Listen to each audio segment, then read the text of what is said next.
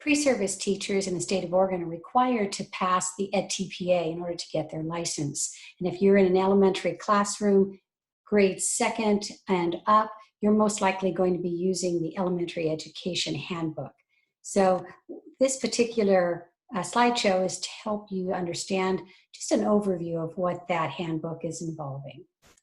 So you are creating a portfolio, if you will, in which you're identifying an area in the field of literacy that you're going to be focusing on.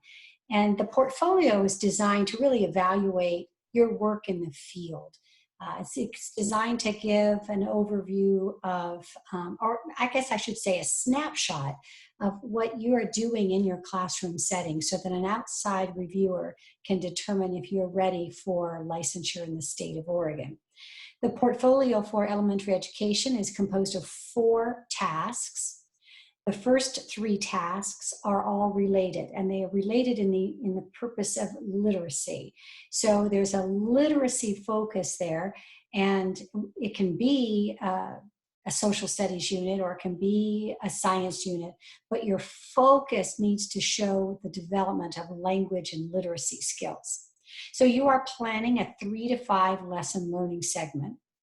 You're instructing, you're teaching that learning segment. Then you're taking the student's assessment work and you're analyzing that. And finally, the 4th task in this portfolio is outside of the literacy area. It's in the area of mathematics, and it requires that you do a re-engagement lesson and assessment evaluation of your students. So task 1, the planning. Again, a central focus is important. It is designed to really reveal the important understandings and concepts that you're hoping to teach through this learning segment. The central focus remains the same, of course, through the entire unit or 3 to 5 lesson learning segment. Within that segment, you have an essential literacy strategy. This is the key skill that's being taught throughout the learning segment. I would refer to the standards that you've selected and find the most powerful skill, something that will take you several lessons to teach and give the students a chance to apply and for you to then assess and give feedback. So something significant, of course. There will be smaller related skills. And of course, we don't teach just one thing at a time. So think about the variety of other skills that students are going to be learning in order to then be successful in mastering that essential literacy strategy and the other major learning goals for your learning segment. Academic language is an important piece of the EdTPA portfolios.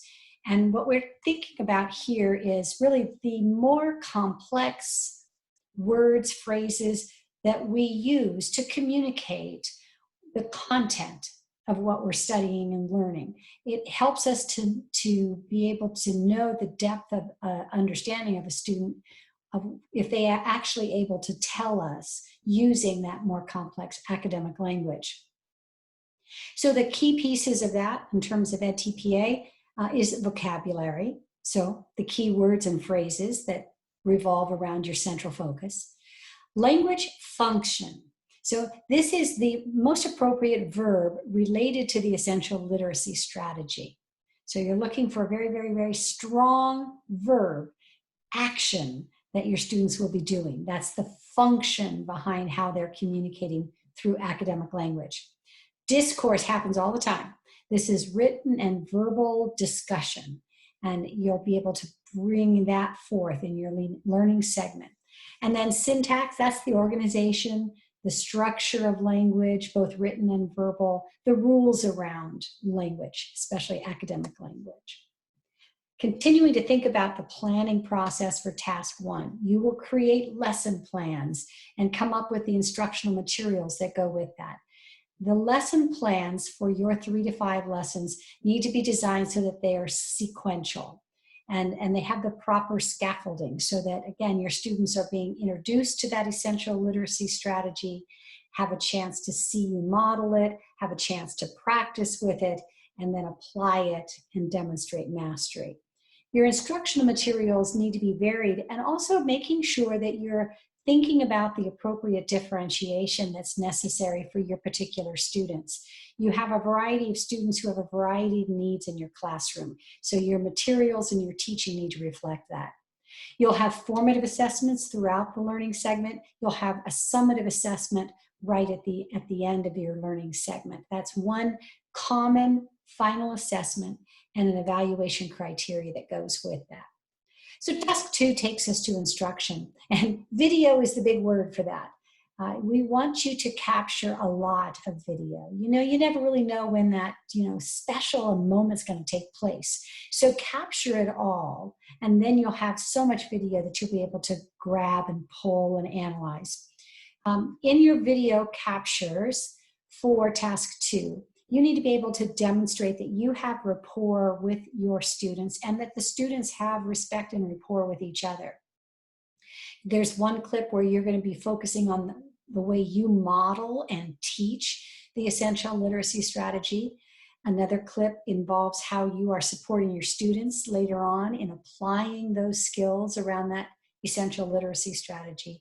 And then you'll have the opportunity to bring forth a video clip with your students using academic language, really demonstrating that you've taught them the important key vocabulary and phrases such that they can actually demonstrate, defend, and justify the learning going on in your classroom. Task 3 is the assessment piece, and as I mentioned, you have one common assessment in your classroom.